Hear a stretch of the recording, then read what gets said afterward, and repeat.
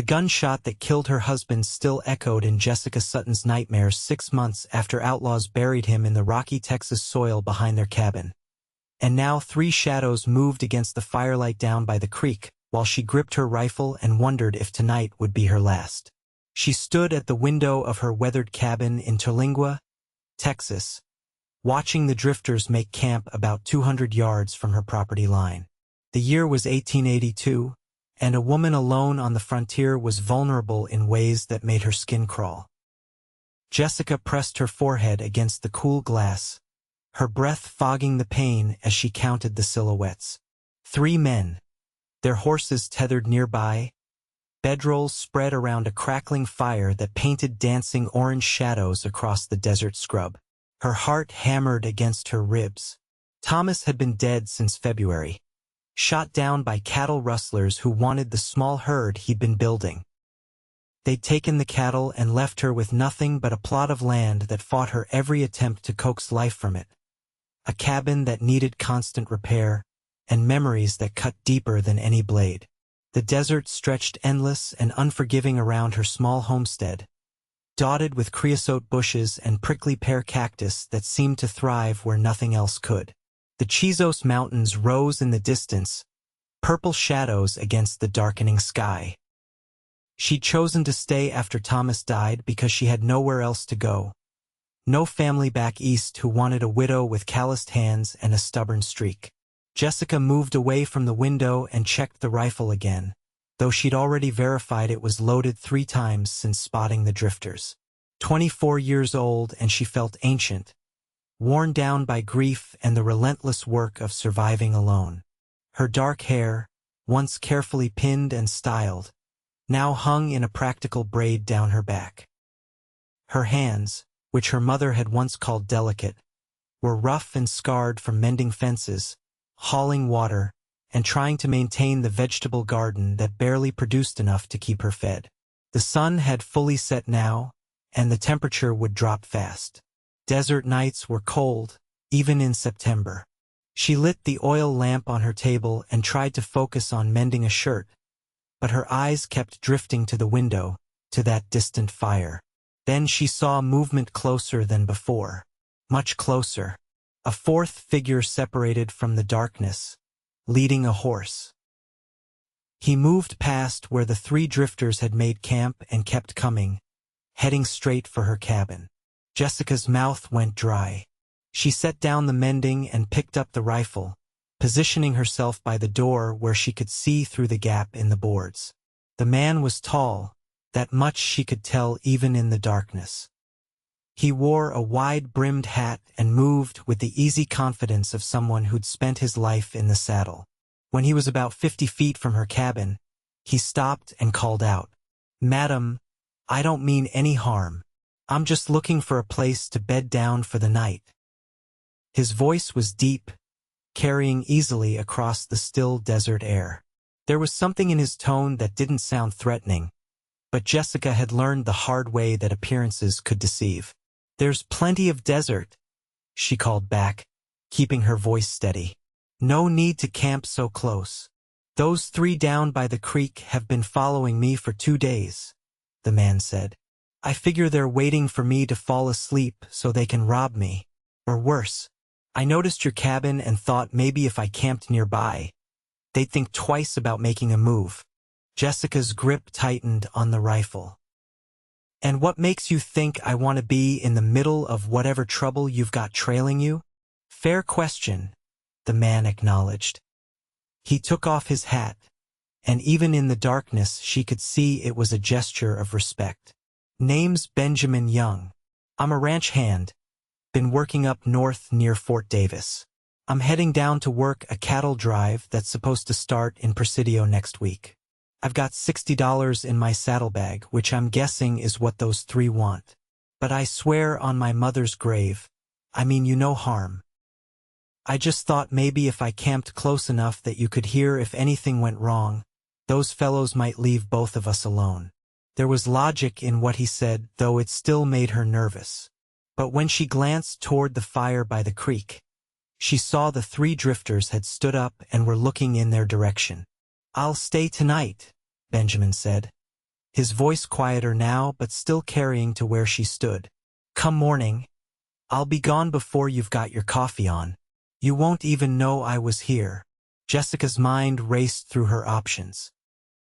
She could send him away, but then she'd be alone with those 3 men camped nearby, and they'd know she had no one to help her. Or she could let this stranger camp close, and maybe his presence would discourage the others from causing trouble. It was choosing between risks, and neither felt safe. "You stay on the other side of that juniper tree," she finally called out, indicating a scraggly tree about 30 feet from her cabin. "You keep your fire small and your distance respectful. And know that I've got a rifle and I know how to use it." "Yes, madam," Benjamin said. He put his hat back on and moved to where she'd indicated, keeping his movements slow and visible. Jessica watched as he unsaddled his horse, a sturdy bay gelding that looked well cared for. He worked efficiently, settling the horse with hobbles before gathering small pieces of dried wood for a fire. He was true to his word about keeping it small. The flames barely rose above the ring of rocks he arranged. She should have gone to bed, should have tried to sleep, but instead she found herself watching him. He pulled jerky and hardtack from his saddlebag, a meager dinner that made her think of the stew she'd made earlier. There was still plenty in the pot. "Don't be stupid," she told herself. "You don't know this man." But she also remembered what it was like to be alone and hungry on the trail. Thomas had told her stories about his younger days, drifting from job to job, and how a kind gesture from a stranger had sometimes made the difference between despair and hope. Before she could talk herself out of it, Jessica ladled stew into a tin bowl and grabbed a chunk of cornbread. She opened the door and stepped out into the night, rifle in one hand, food in the other. Benjamin looked up sharply as she approached, then slowly got to his feet. "Stay where you are," she said. He nodded and remained still while she walked to within 10 feet of his fire and set the bowl and bread on a flat rock. "I've got extra," she said simply. "No sense wasting it." She turned and walked back to her cabin before he could respond, but she heard his quiet, "Thank you, madam," follow her through the darkness. Back inside, she barred the door and positioned herself where she could watch both Benjamin's fire and the distant camp by the creek. Her heart was still racing, but something in her chest had loosened slightly. Maybe it was stupid to show kindness to a stranger, but holding on to every scrap of humanity until it turned to bitterness seemed worse. The night deepened. Jessica dozed in her chair, jerking awake every time she heard a sound. Around midnight, she heard horses moving and peered out to see the 3 drifters by the creek had mounted up and were riding away. She watched until their silhouettes disappeared into the darkness, then looked toward Benjamin's camp. He was awake too, sitting by his small fire, and he raised a hand in a brief wave. She didn't wave back, but she felt herself relax marginally. Maybe they were gone for good. When dawn light began painting the eastern sky pink and gold, Jessica finally allowed herself to close her eyes. She woke an hour later to the sound of chopping wood. She bolted upright, disoriented, then rushed to the window. Benjamin was near her woodpile, his hat off, swinging her axe with practiced ease. He'd already split a considerable amount of wood and was stacking it neatly near her door.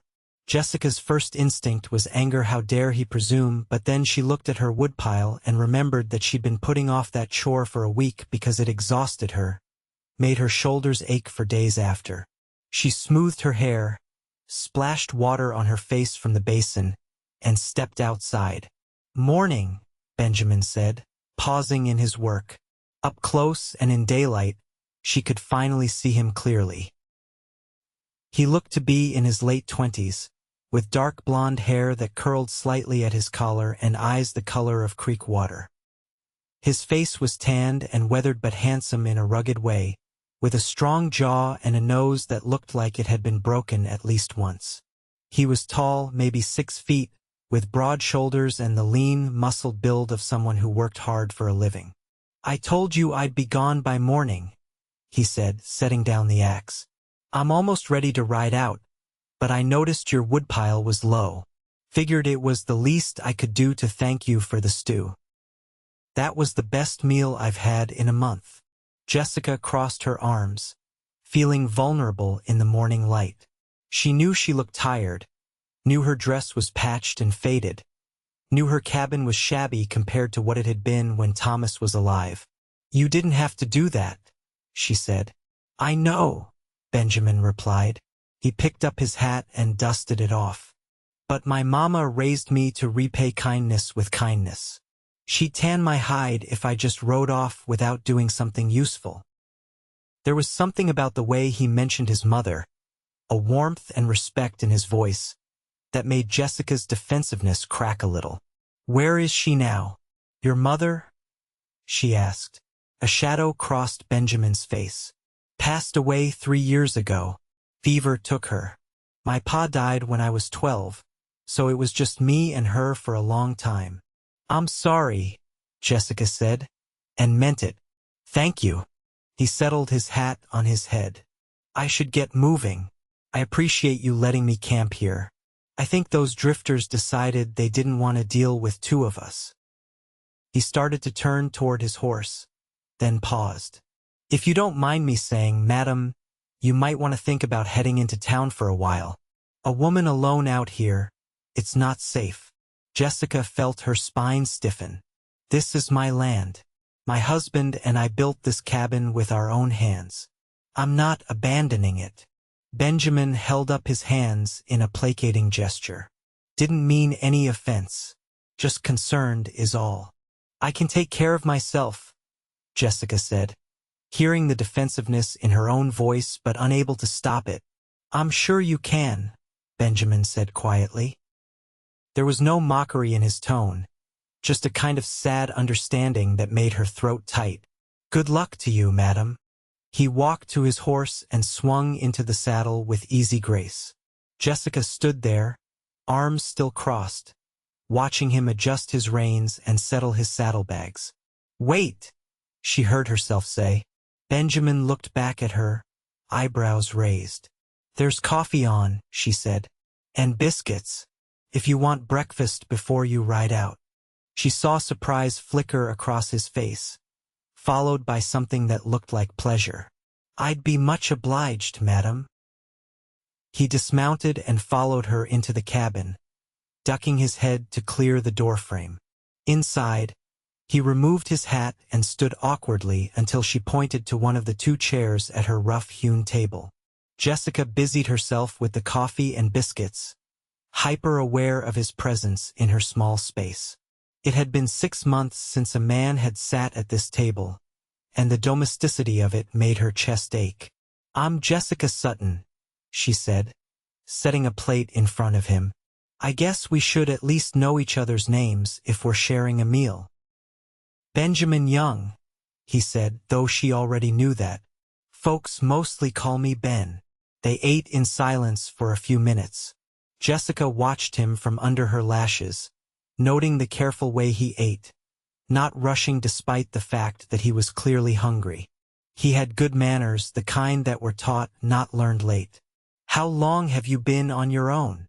Ben asked finally, cradling his coffee cup in both hands.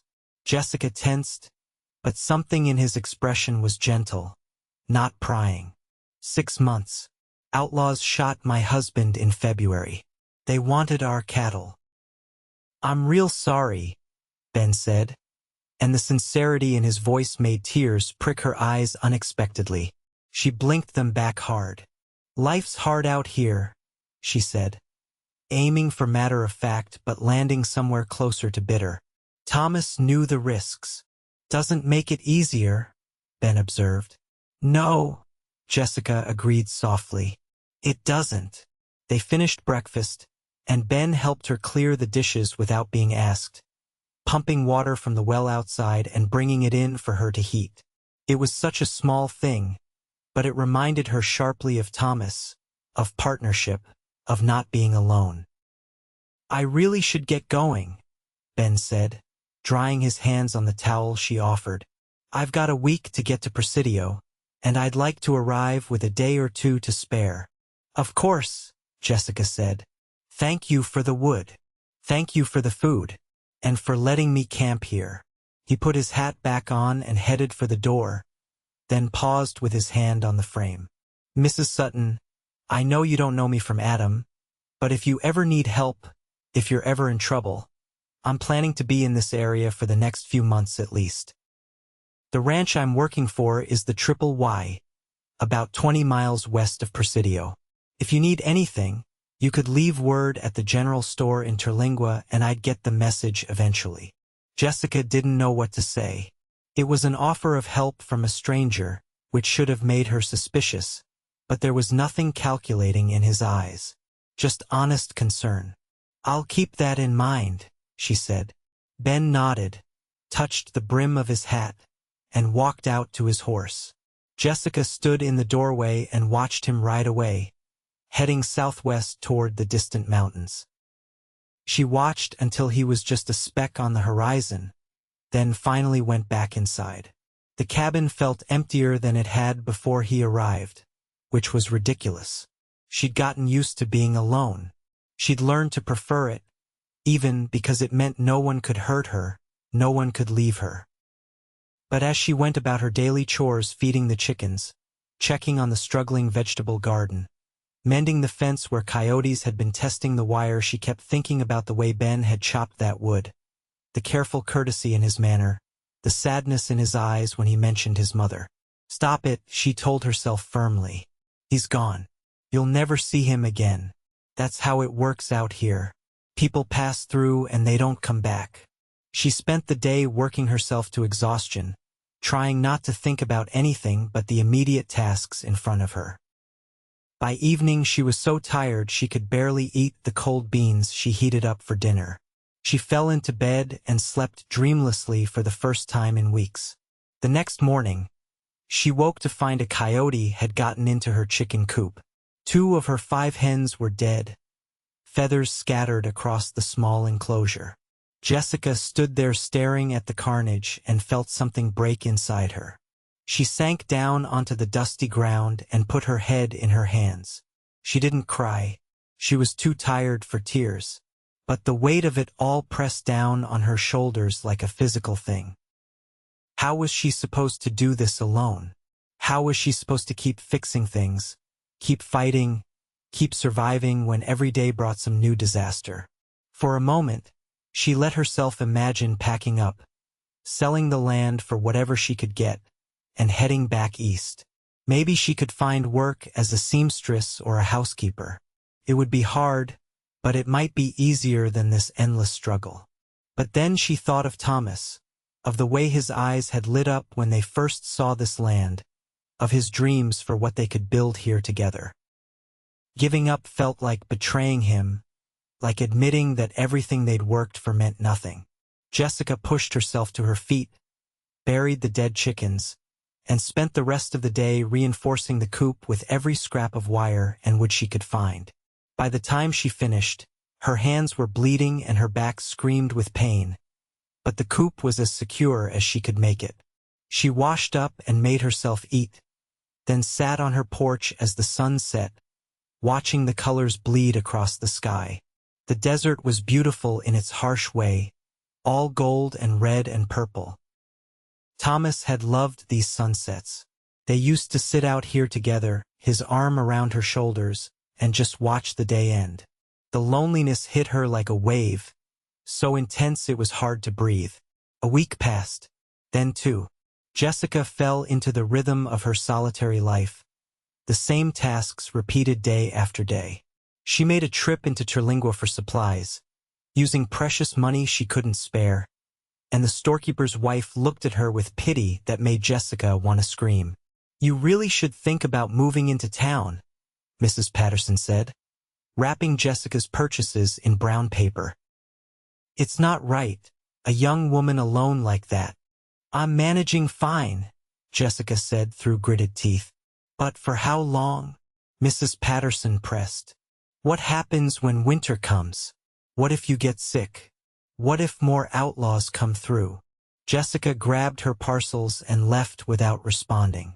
She knew the woman meant well, but she was tired of everyone acting like she was helpless, like she couldn't possibly survive without a man to take care of her. On her way out of town, she passed the general store and saw a group of cowboys loading supplies onto a wagon. They all stopped and stared at her, and one of them made a comment she couldn't quite hear that made the others laugh. Jessica kept her head high and her eyes forward, but her cheeks burned. The ride back to her cabin felt longer than usual. By the time she arrived, she was exhausted and discouraged, wondering why she was fighting so hard to keep something that seemed determined to slip through her fingers. She unloaded her supplies and was putting them away when she heard horses approaching. Her heart leaped into her throat, and she grabbed her rifle, moving to the window. 3 riders were coming up the path to her cabin. For a terrifying moment, she thought it was the drifters from before, back to cause trouble. But as they got closer, she realized these were different men, and they looked even more dangerous. They were rough-looking, unshaven, with the hard eyes of men who'd seen and done violence. They rode right up to her cabin and dismounted without asking permission, their casual disrespect making Jessica's blood run cold. "Afternoon, madam," the leader said. He was a big man with a scar running down his left cheek. "We're looking for water for our horses. You mind if we use your well?" Everything in Jessica's gut screamed danger, but what could she say? Refusing water in the desert was a serious breach of frontier hospitality, and these men looked like they wouldn't take no for an answer anyway. "Help yourself," she called through the door, making sure they could see the rifle barrel. The men watered their horses, taking their time, looking around her property with an assessment that made her skin crawl. They were evaluating everything she had, calculating its worth. "You out here all alone?" the scarred man asked, moving closer to the cabin. "My husband will be back any minute," Jessica lied. "He's out checking the boundary line." The man's smile said he didn't believe her. "That's so? Funny, because word in town is you're a widow." "That true?" Jessica's hands tightened on the rifle. "I think you've had your water. Time for you to move along." "Now, that's not very friendly," another man said. He was leaner than the leader with mean eyes. "We've been riding hard. Seems like you could spare some food for weary travelers." "I've got nothing to spare," Jessica said. "You need to leave. Now." The scarred man took another step toward the cabin. "See, here's the thing. We know you're alone out here. We know you probably have some money hidden somewhere, maybe some valuables. We could do this the easy way where you just give us what we want, or we could do it the hard way." Jessica's heart was pounding so hard she thought it might burst from her chest, but she forced her voice to stay steady. "I've got a rifle pointed right at your chest. You take one more step and I'll shoot. I'm a widow because men like you murdered my husband, and I've got nothing left to lose." For a moment, the scarred man looked uncertain. Jessica was clearly frightened, but there was a desperate conviction in her voice that gave him pause. A wounded, cornered animal was the most dangerous kind. But before the standoff could escalate further, another voice rang out across the yard. "The lady asked you to leave." Jessica's eyes darted toward the voice, and her breath caught. Ben Young sat astride his bay, gelding about 50 yards away, a rifle resting casually across his saddle. Behind him, the setting sun created a halo effect that made him look almost mythical. The 3 men spun around, hands moving toward their guns. "Easy now," Ben said, his voice calm but carrying a thread of steel. "I don't want any trouble, but I'm not going to stand by and watch you harass this woman, either." "This ain't your business, cowboy," the scarred man growled. "I'm making it my business," Ben replied. He nudged his horse forward slowly. "You've had your water. Time to ride on." The 3 men exchanged glances. They outnumbered Ben, but he had the advantage of being calm and prepared while they'd been caught off guard. And there was something in the way he held himself, a quiet competence that suggested he knew how to use that rifle. "We were just leaving anyway," the scarred man finally said, trying to save face. "Nothing here worth our time." They mounted their horses, but the scarred man looked back at Jessica's cabin with a promise in his eyes that made her blood run cold. "See you around, madam." They rode off, and Jessica watched them go with her heart in her throat. Only when they'd disappeared over the ridge did she lower the rifle and step outside on shaking legs. Ben dismounted and walked toward her, his face concerned. "Are you all right? What are you doing here?" Jessica asked, her voice coming out sharper than she intended. "I thought you were in Presidio. Cattle drive got delayed," Ben explained. "Some kind of dispute over the terms. They're saying it won't start for another month, so I took a temporary job working for a rancher about 15 miles from here. I was riding through and thought I'd check on you. Make sure you were doing okay." Jessica didn't know whether to be grateful or angry. "I had the situation under control." "I'm sure you did," Ben said, though they both knew she'd been in serious danger. "But I'm glad I showed up when I did. Just the same." Jessica felt her knees go weak, and she stumbled slightly. Ben caught her elbow, steadying her. "Come on," he said gently. "Let's get you inside. You're in shock." She let him guide her into the cabin, where he settled her into a chair and got her a cup of water.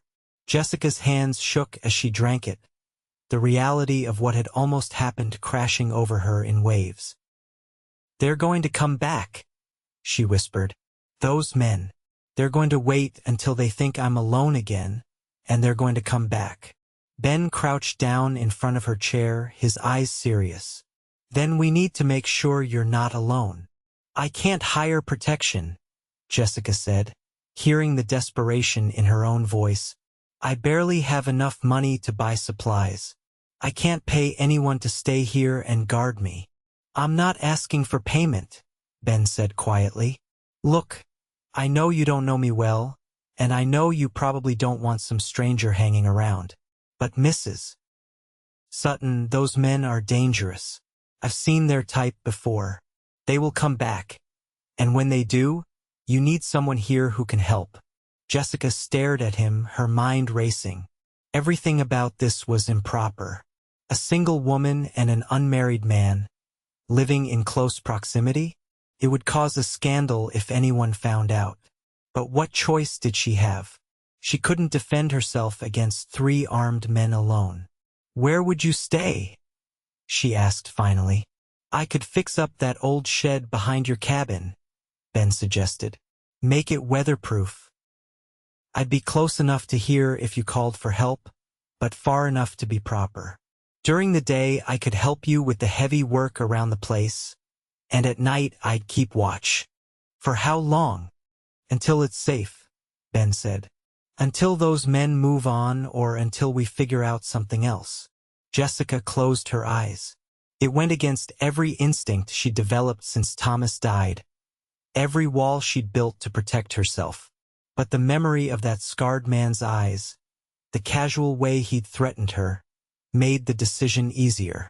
"All right," she said, "but just until it's safe. And you keep your distance. I don't want people getting the wrong idea." "Yes, madam," Ben said. He stood up and put his hat back on. "I'll get started on that shed right now before it gets full dark. And I'll keep my horse saddled and ready, just in case those fellows decide to come back tonight." He headed outside, and Jessica sat there in her chair, wondering if she'd just made the biggest mistake of her life, or if Ben Young was the answer to prayers she'd been too stubborn to say out loud. Over the next few days, Jessica watched Ben work with a mixture of wariness and grudging admiration. He was true to his word about keeping his distance, but he threw himself into fixing up the old shed with the kind of focused energy that got things done. He patched the roof, reinforced the walls, and even built a small stove from scraps of metal so he could heat the space when the weather turned cold. During the day, he helped with the endless chores that came with maintaining the homestead.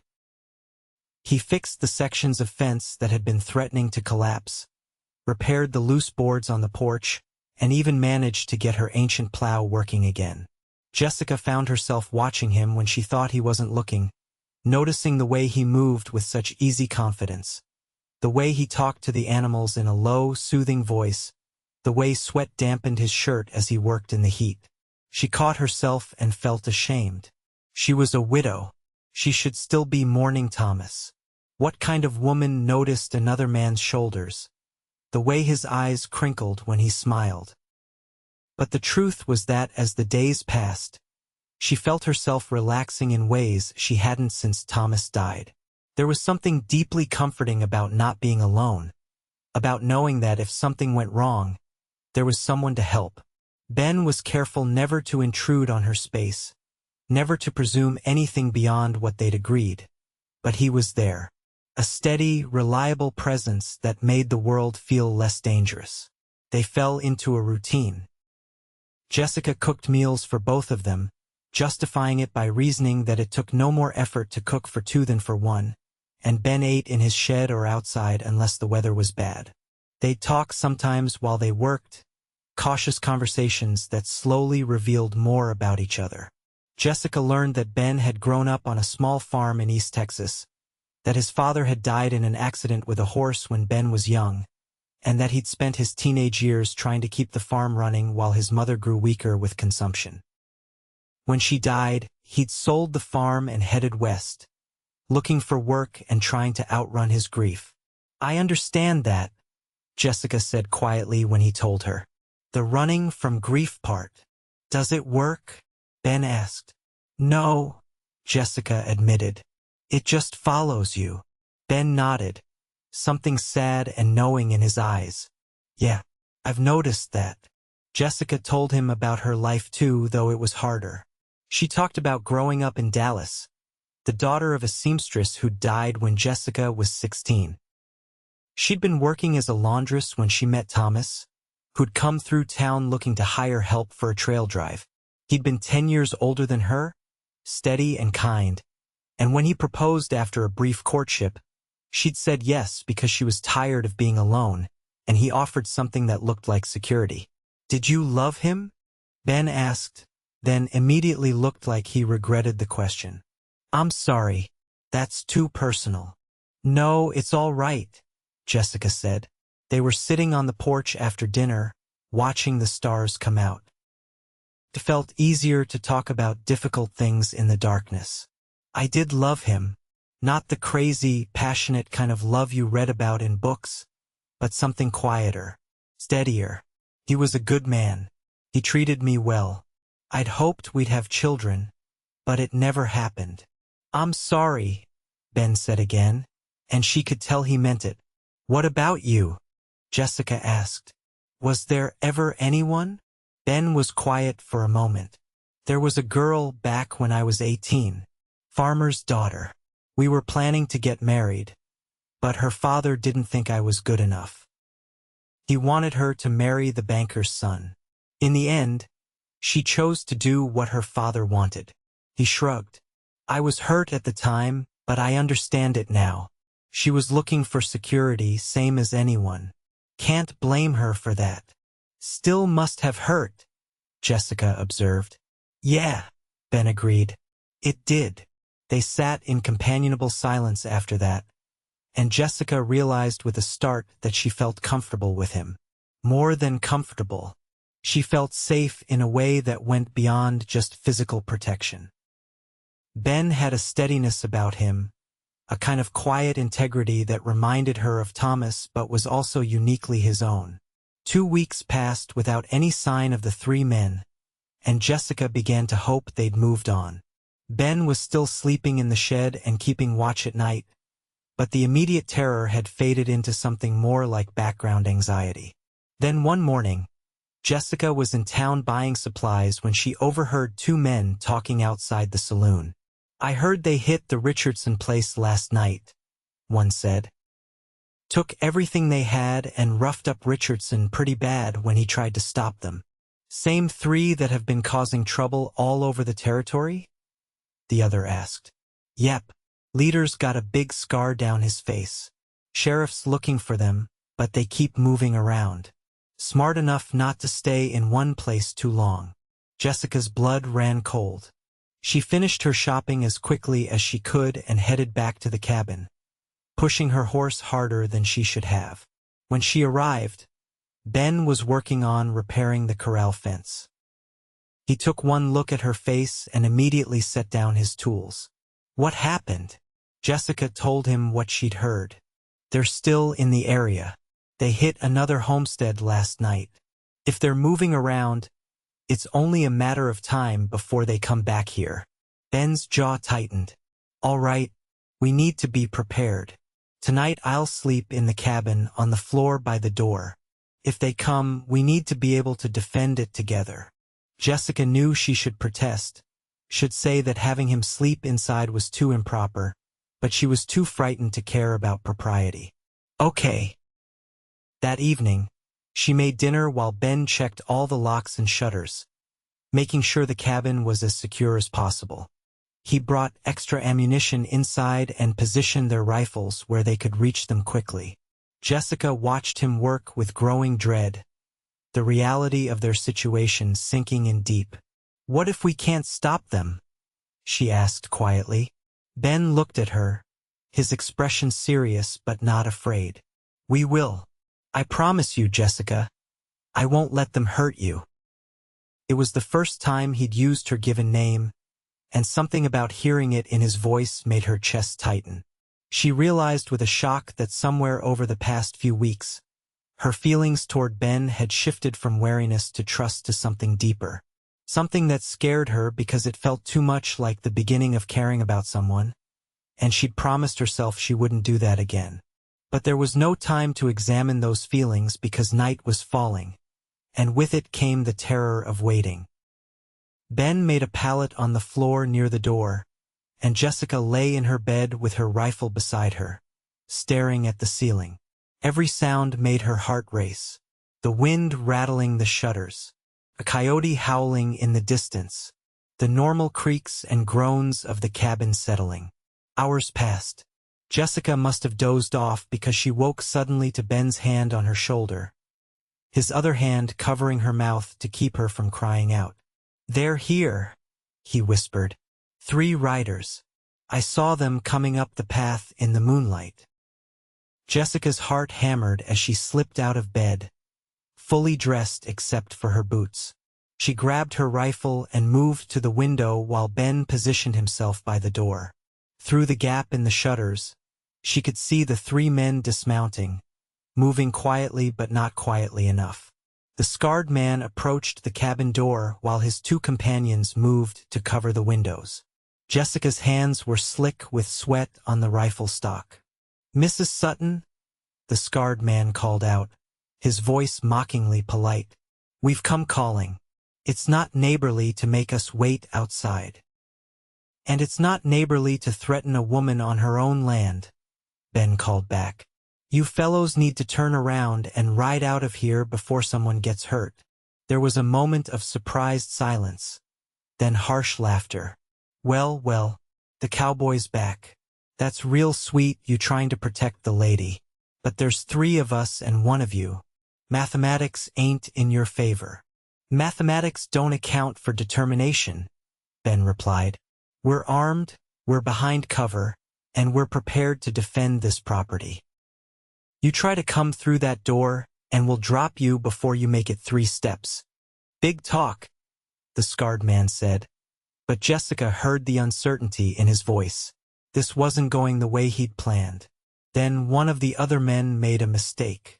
He tried to force the shutter on the window where Jessica was positioned. She saw his hand come through the gap, reaching for the latch, and she reacted on instinct.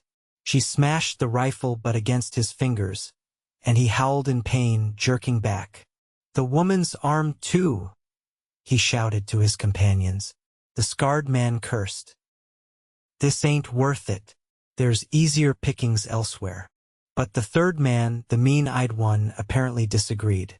Jessica heard him moving around toward the back of the cabin, where there was a smaller window.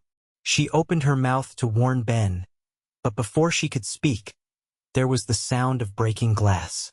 Ben moved fast, spinning toward the back room where Thomas's old office had been. Jessica heard a gunshot, deafeningly loud in the confined space, then another. She rushed toward the back room, her rifle raised, and saw Ben struggling with the mean-eyed man who'd climbed through the window. Without thinking, Jessica swung her rifle but again, catching the intruder in the side of the head. He went down hard, and Ben quickly disarmed him and tied his hands with a length of rope.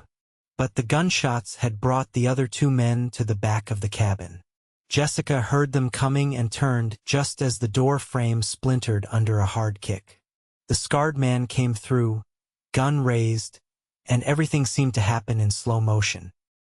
Ben threw himself in front of Jessica just as the scarred man fired. She heard Ben grunt with pain, saw him stagger, but he still managed to get his own shot off. The scarred man went down, clutching his shoulder and screaming. The last man, the one with the injured fingers, apparently decided discretion was the better part of valor. Jessica heard him running for his horse, then the sound of hoofbeats fading into the distance. Ben! Jessica dropped to her knees beside him. Blood was spreading across his shirt, high on his left shoulder. "Oh God, Ben, you're shot." "It's not bad," Ben gasped, though his face was white with pain. "Went through clean, I think. Help me tie these two up before they cause more trouble." Working together, they secured both the mean-eyed man and the scarred leader, who was conscious but clearly in agony from his shoulder wound. Jessica dragged them both outside and tied them to the porch posts, then rushed back to Ben. "Let me see," she said, helping him remove his shirt. The bullet had indeed gone through his shoulder, entering from the front and exiting through the back. It was bleeding heavily, but Jessica had seen enough injuries in her time on the frontier to know it could have been much worse. She heated water and cleaned the wound as best she could, then bandaged it tightly. Ben sat through the whole process with his jaw clenched, not making a sound even though she knew it must hurt terribly. "You need a doctor," she said. "In the morning," Ben replied. "Right now we need to keep watch in case that third man comes back with reinforcements." But the rest of the night passed without incident. As soon as the sun rose, Jessica hitched up the wagon and loaded the two prisoners into the back. Ben insisted on riding alongside despite his injury, and together they made the journey into Terlingua. The sheriff was a grizzled man in his 50s named Henry Walsh, and his eyes widened when he saw the prisoners. "These are two of the three men who've been terrorizing homesteads all over the territory," he said. "Where'd you find them?" Jessica and Ben explained what had happened, and the sheriff listened with growing approval. "You two did the whole territory a favor. There's a reward for these men. Did you know that? $50 each, dead or alive." Jessica and Ben exchanged glances.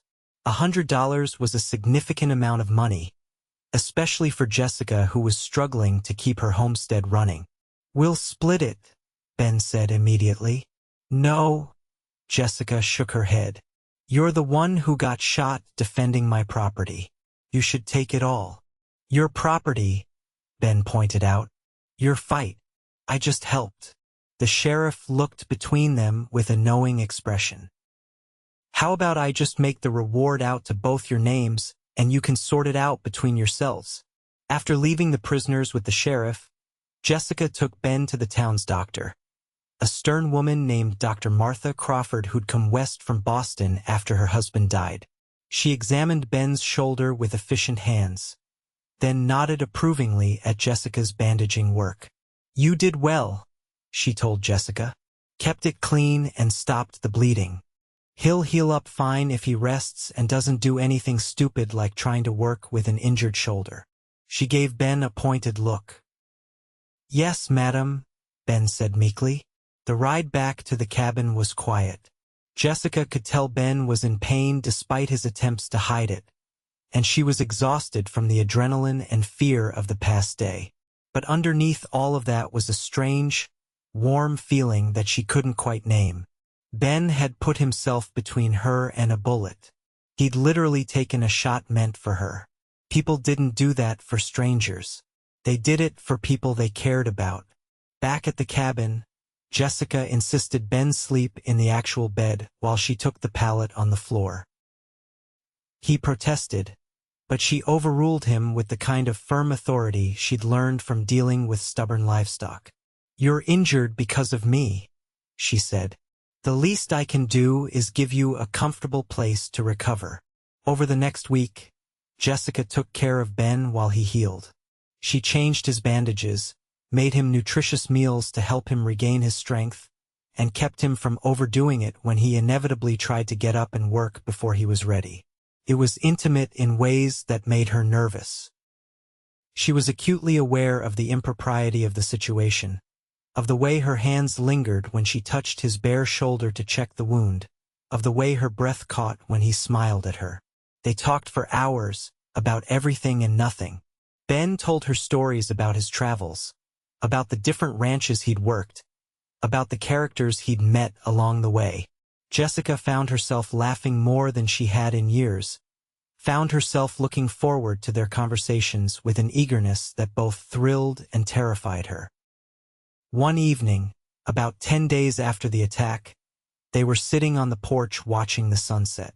Ben's shoulder was healing well, and Dr. Crawford had said he could start light work again soon, which meant, Jessica realized with a sinking feeling, that there was no real reason for him to stay anymore.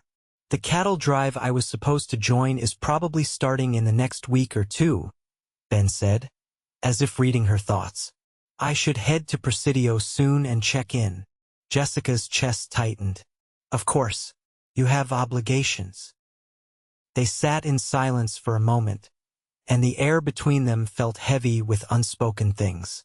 "Unless," Ben said carefully, "unless you might still need help around here. I've noticed there's a lot of work that needs doing before winter comes. Roof repairs, laying in firewood, making sure the cabin is properly insulated." "I can't pay you," Jessica said, her voice barely above a whisper. "I'm not asking for pay," Ben replied. He turned to look at her, and in the fading light, his eyes were intense. "Jessica, I don't want to leave. Not because I think you need protecting, though I do worry about you being alone out here, but because I've come to enjoy being here, with you. These past weeks have been the happiest I've been in years, and I don't want that to end." Jessica's heart was pounding so hard she thought he must be able to hear it. "Ben, I don't know if I'm ready for this, for whatever this is between us. Thomas has only been gone 6 months." "I know," Ben said gently, "and I'm not asking you to make any decisions or commitments. I'm just asking if I can stay a while longer. As your hired hand, if that makes it easier. I'll sleep in the shed. I'll keep things proper, but please don't ask me to leave." Jessica looked at him, at his honest face and hopeful eyes, and felt something crack open inside her chest. She'd been trying so hard to keep herself walled off, to not feel anything, but Ben had slipped past her defenses without even trying. She cared about him, more than cared about him, and the thought of him leaving made her feel like she was losing something precious before she'd even had a chance to understand what it was. "Stay," she said. "Please stay." The relief on Ben's face was so profound it made her eyes sting with tears. He reached out slowly, giving her time to pull away, and took her hand. His palm was calloused and warm, and Jessica felt the touch all the way through her body. "Thank you," he said quietly. They sat there holding hands as the stars came out, neither of them saying anything, both of them knowing that something fundamental had shifted between them. Over the next few weeks, Ben threw himself into preparing the homestead for winter. He repaired the roof, replaced rotting boards, and made sure every window was sealed tight against the cold winds that would come. He built up a huge woodpile, enough to last through even the harshest winter. He helped Jessica put up preserves from the garden and jerky from a deer he shot. They worked side by side, and the comfort between them grew. Jessica caught herself singing while she worked, something she hadn't done since Thomas died. She noticed the way Ben looked at her sometimes, when he thought she wasn't watching, and the warmth in his gaze made her feel beautiful in a way she'd forgotten was possible. One cold November morning, Jessica woke to find the first frost had arrived, painting everything in silvery white. She made coffee and stepped out onto the porch to find Ben already up, staring out at the transformed landscape. "It's beautiful," she said, handing him a cup. "Reminds me of mornings on my mother's farm," Ben said. She loved the first frost, said it made everything look clean and new. "I wish I could have met her," Jessica said. "She raised a good son." Ben looked at her, something vulnerable in his expression. "Jessica, I need to tell you something. The cattle drive, the one I was supposed to join, I sent word that I wasn't coming. I told them I'd found other work." Jessica's breath caught. "Why?" "Because I don't want to leave," Ben said simply. "I want to stay here, with you. I know it's probably too soon, I know you're probably not ready, but I need you to know how I feel. I'm falling in love with you, Jessica. I think I started falling for you that first morning when you brought me stew even though you were scared and didn't know if you could trust me. You're the strongest, bravest, most remarkable woman I've ever met, and I don't want to be anywhere else but here." Jessica felt tears streaming down her face, and she didn't even try to stop them. "I'm falling in love with you too," she whispered. "I tried not to. I felt guilty about it, like I was betraying Thomas. But I can't help how I feel. You make me want to believe in happiness again." Ben set down his coffee cup and took both her hands in his. "I would never want you to forget Thomas or diminish what you had with him. But Jessica, you deserve to be happy. You deserve to have a life that's more than just surviving. And I want to give you that life if you'll let me." "Yes," Jessica said. And then she was in his arms, being held tight and safe against his chest. She felt his heart beating strong and steady under her cheek and knew with absolute certainty that this was right. This was real. Ben pulled back just enough to look at her face, and then he was kissing her, gentle and careful and full of promise. Jessica kissed him back, tasting salt from her own tears and feeling like something broken inside her was finally starting to heal. When they finally broke apart, both of them were breathing hard. "We should do this properly," Ben said. "I want to court you the right way. I want to marry you, Jessica. I want to build a life with you here. But I want to do it right." "Yes," Jessica said again, feeling like her face might split from smiling. "Yes to all of it." They spent the winter courting with the kind of sweet, old-fashioned propriety that would have made both their mothers proud. Ben moved back into the shed, though they spent most of their waking hours together. He brought her wildflowers when he could find them, even in the cold months. She made his favorite meals and mended his clothes. They talked for hours about their dreams for the future, about the children they both wanted, about the kind of life they would build together. In February, almost exactly a year after Thomas died, Ben rode into Terlingua and came back with a simple gold band. That evening, he got down on one knee on the porch of the cabin. "Jessica Sutton, would you do me the honor of becoming my wife?" "Yes," Jessica said, pulling him to his feet and into her arms. "Yes, yes, yes." They were married in March by a traveling preacher who came through Terlingua. It was a simple ceremony with just a few townspeople as witnesses, but to Jessica it was perfect. She wore her best dress, and Ben wore his Sunday clothes, and when he said his vows, his voice was strong and sure. "I promise to love you, honor you, and stand by you all the days of my life. I promise to work hard to build the life you deserve, and to never let you face anything alone again." Jessica's vows were equally heartfelt. "I promise to love you with all my heart, to be your partner in all things, and to build a home with you that's full of joy and warmth. You gave me hope when I'd lost it, and I'll spend the rest of my life being grateful for you." Their wedding night in the cabin felt both thrilling and right. Jessica had been nervous, wondering if being with Ben would feel like a betrayal of Thomas. But when Ben held her with such tenderness and love, she felt only joy. This was her future, and it was beautiful. They settled into married life with an ease that surprised them both. Ben proved to be everything Jessica had hoped for in a partner. He worked tirelessly to improve the homestead, but he also made time for laughter and tenderness. He'd sneak up behind her while she was cooking and wrap his arms around her waist, making her giggle like a girl. He'd read to her in the evenings from the few books they owned, doing silly voices that made her laugh until her sides hurt. By summer, Jessica realized she was pregnant. When she told Ben, his face lit up with such pure joy that she fell in love with him all over again. "We're going to be a family," he said, his hand gentle on her still flat stomach. "An actual family." "We're already a family," Jessica corrected, covering his hand with hers. "But yes, we're going to be a bigger one." The pregnancy wasn't easy. Jessica was sick for months, and there were days when she wondered if she'd made a terrible mistake.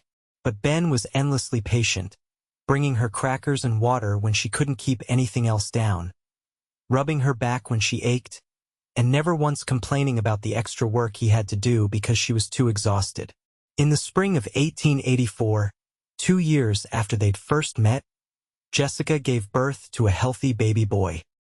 They named him Thomas Benjamin Young, honoring both the man who'd first claimed this land and the man who'd helped Jessica build a new life on it. Ben held his son with such wonder and reverence that Jessica felt tears stream down her face. "He's perfect," Ben whispered. "You're perfect. I don't know what I did to deserve this, but I'm grateful every single day." Little Tommy, as they called him, was a happy baby with Ben's blonde hair and Jessica's dark eyes. He transformed their lives in ways both exhausting and wonderful. The cabin that had once felt empty was now filled with the sounds of a baby cooing and crying, and Jessica found that she didn't mind the sleepless nights because they meant she had this precious life to care for. Ben was a devoted father, getting up with Tommy at night so Jessica could rest, making silly faces to get the baby to smile, and talking to him constantly even though Tommy was too young to understand. "I'm telling him about his mama," Ben explained when Jessica teased him about his one-sided conversations. "About how brave she is, and how strong, and how she makes the best cornbread in all of Texas." As Tommy grew into a curious toddler, Jessica found herself pregnant again. Their daughter, Emma Rose, was born in 1886, and she had Ben's easy smile and Jessica's stubborn determination. 2 years later came another son, Henry, who was quiet and thoughtful from the very beginning. The homestead grew and prospered along with their family. Ben's hard work and Jessica's careful management meant they were able to buy more land, build a bigger house, and even hire help during the busiest seasons. The original cabin became a storage shed, but Jessica made sure it was well maintained. It was where she'd learned to survive alone, and where she'd first fallen in love with Ben. It meant something. The years passed in a blur of work and laughter and love. There were hard times, of course. A drought in 1888 that nearly broke them. A winter so cold in 1889 that they lost half their livestock. The constant worry about money and weather and all the unpredictable dangers of frontier life. But through it all, Jessica and Ben had each other. On the hardest days, when Jessica felt overwhelmed by the work of raising 3 small children and maintaining a homestead, Ben would pull her into his arms and remind her that they were in this together. When Ben was discouraged about a failed crop or a sick animal, Jessica would sit with him and help him find solutions, reminding him of how far they'd come since that first night when he'd camped near her cabin. "Do you ever regret it?" Jessica asked one evening in the summer of 1892. They were sitting on the porch of their new house, watching their children play in the yard.